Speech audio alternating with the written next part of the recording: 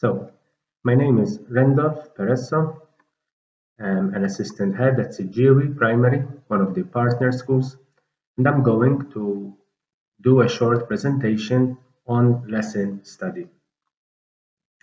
The aim of this presentation is to make you more familiar to lesson study and to outline how it can be used for our Erasmus Plus project in demand.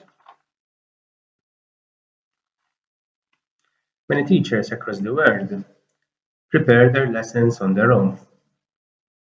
Of course, there are benefits associated to this. For instance, preparation is done at a time and pace that is most convenient to that particular teacher.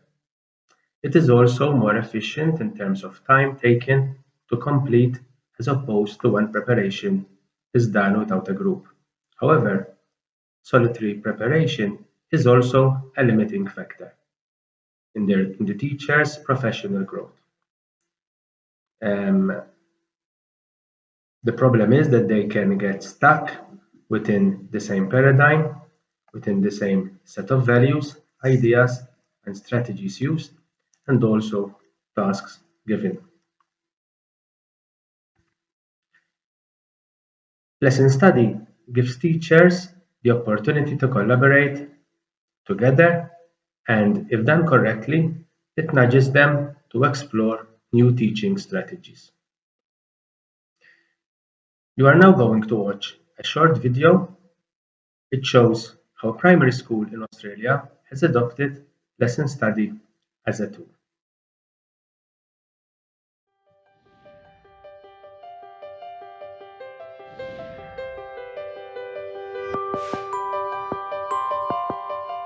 Lesson study is a process whereby teachers as a team collaborate, develop a lesson that one of those people in the team volunteers to teach, and it's taught, it's observed by the other people in the team. The team comes back, has a discussion around it, what worked, what didn't work, what they think might need to be changed, and then another volunteer from that group reteaches the same lesson with its adjustments to a different group of children, and then the observation and discussion is had again around that.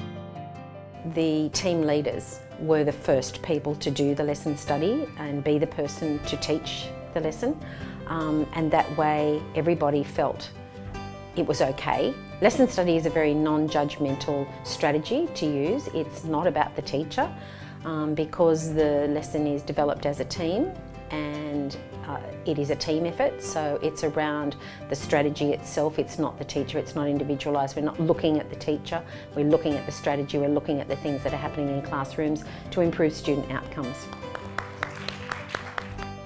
At first, the students are really scared because they've got other teachers coming in the classroom. They feel really overwhelmed and think that all the teachers are there for them. So basically what we usually do before we do our lesson study, scaffold the students and remind them that lesson study is basically not to observe the students. It's basically us and other teachers visiting the classroom to think of ways of how we can improve student learning. Our aim today is to look at student self-directed learning in stage 3. Like Jan said, it is SOLS, so it's self-organised learning environments. So it's very student directed. So they've got a big question that they're researching and answering. They organise their own groups, and at the end they present one fact that they've found and then reflect on their learning in the group. As observers, we don't interfere with the natural process of the lesson. We don't talk or carry on a sidebar conversation during the lesson. We can circulate around the room when the children are engaged, but not when it's a teacher and class situation.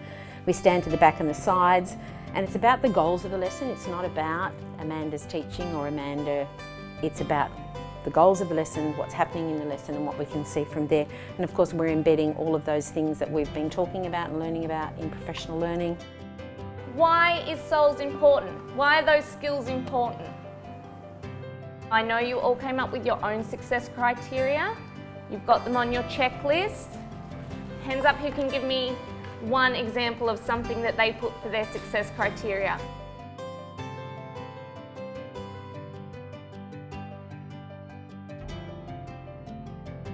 I think it went well. They love SOLS, they're very engaged with it.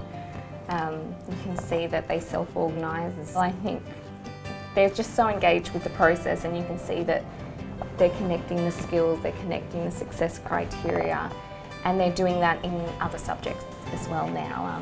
So it's nice to see a class that can self-regulate their learning. It worked well, and there wasn't any behaviour problems. Everybody was on task, and in the end they did produce some good, relevant information. Jalal, do you just want to give us a brief rundown on what's going to happen today? Okay, so students in 5-6A and 5-6C have been undertaking learning using the SOL model in order to develop their critical and creative abilities within the ICT capability. We all came together after Amanda did her first lesson study, and we realised that to change it for my lesson study, we'll do a buddy class. So Amanda did her SOL with her class. My class is a buddy class, so mine is half of 5-6A and half of 5-6C. What we're going to do today is continue our SOL session that we worked on yesterday. You'll all be presenting your information to the whole class, so make sure each one of you has something to present, and you record and share your findings at the end. Okay, so you can start your SOL session, and also don't forget to put up your vocab and your websites, please. You will have 20 minutes, so keep an eye on the timer. You can move around the room or sit on the floor wherever you like. You can start now. One of the things about lesson study is that, you teach, you change what needs to be changed, and then you reteach. And we've done that today. And you talked about the reteach being how you changed it up. Can you just refresh us on that one? So the reteach of Amanda's lesson study was Amanda conducted her SOL session with her class, whereas for my session we changed it up with students from 5-6A and 5-6C. So we halved our class up roughly, and we called it the buddy class, and that was a strategy that we adopted from the SOL program when we were doing our program there. The reason why we did that is just to challenge the students. We found that the kids, while they were doing it in our class, were always going in the same groups. We thought, let's see how the dynamics change if we buddy them up with different students and challenge them. I believe the lesson went really well. I think our outcome was achieved. All the kids were engaged, all of them were on task, all of them completed everything that they needed to do in their success criteria. I really think that the learning intention was really nailed. And if we really look at the learning intention, which was to work collaboratively, locate, analyse, summarise and evaluate sources using technology, it's that broad concept of learning intention. So looking at learning intentions, I think, was really great.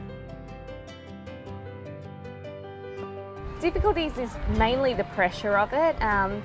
We know that teachers across the school are there to support us, but it is quite nerve-wracking thinking that you're going to have a group of teachers coming in and viewing your lesson. However, the first few times we did it, we realised that it's constructive. No one's there to give you negative feedback or say that you're not teaching well. It's really a great tool to become a more proficient teacher. Lesson study has allowed us to see how our professional learning and the strategies that we're talking about and learning to improve student outcome, it allows us to see how it's been embedded in classrooms. And because we do it K-6 and because we share across stages now, it allows all of us to see how it's been embedded, but it also gives us lots of ideas that we can actually take and modify to use in our own classrooms.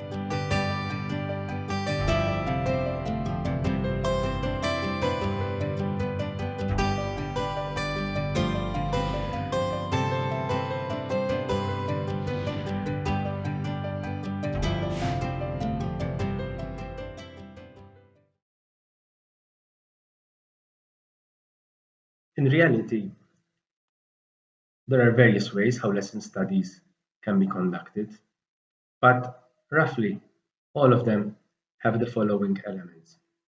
First, it is done between teachers as a group. There might be a leader or mentor who is at a higher level of power, especially during the first few stages, during the first few times that this lesson strategy is done. However, the role of this mentor is always to guide them and coach them, not to take decisions, and also to help them familiarize themselves with the process in such a way that teachers will be able to do it on their own. Then there are 3 stages for lesson studies. The first one is pre-observation, second stage, observation, third stage, post-observation. These are in a cycle. So we start with the pre-observation, observation, post-observation. As you have seen in the video, if need be, the cycle can start again and again and again until the lesson is tweaked in such a way as it is deemed good enough. Many do it only in one cycle, so many stop after the first cycle, but that is something which each school decides on its own, depending on the time available and on the efficiency, of course. Now, the first one, the pre-observation. The aim of the pre-observation meeting is to identify the lesson objective on which the lesson is going to focus, to come up with a lesson plan together. So all the teachers together team up, discuss, explore, research different ways, different strategies that can be used to achieve the lesson objective that they want to achieve, and then they come up with a lesson plan together as a team. It is also the time where the group needs to agree on the protocol to follow, especially during the observation. For instance, they need to decide where are going the observers to stay? Who is going to conduct the lesson? Are the observers going to take a participatory approach, a non-participatory approach, or are they going to participate only in some instances, in some stages of the lesson? The observation stage is obviously when the lesson is delivered by one teacher and all the others observe and take notes. The notes which they take should include what worked, what didn't work. They could jot down any ideas that come to their mind about how things could have been planned or done better or differently. But the focus should always be on the delivery of the lesson per se, not on the structure. Finally, there is the post-observation meeting. So sometime as near as possible to the lesson, the group has to meet again and discuss between them the lesson.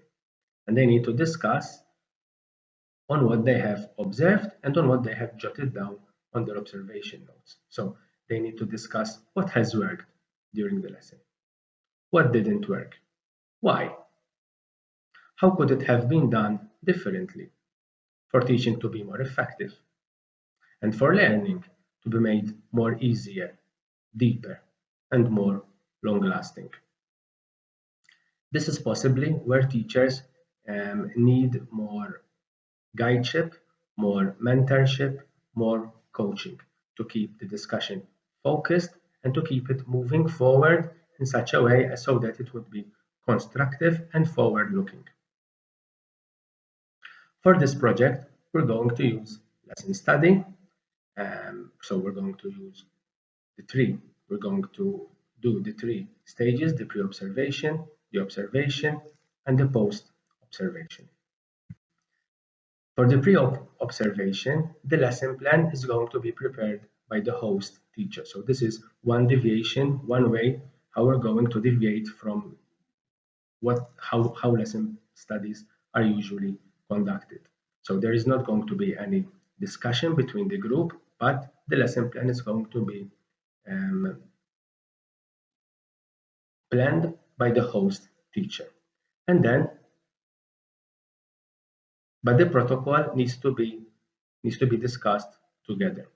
How are teachers going to conduct themselves during the lesson, where they're going to stay, Are they going to adopt a participatory approach, a non-participatory approach, or are they going to participate in some instances? Then obviously there's going to be the observation of the lesson. So the host teacher delivers the lesson while the others observe and take notes.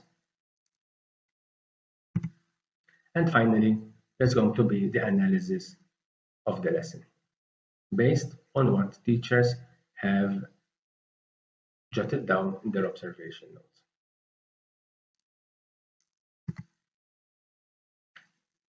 To conclude, lesson study, if done in a well-planned and structured way, offers the possibility for teachers to collaborate together. This will lead to greater empowerment of teachers and more meaningful professional growth.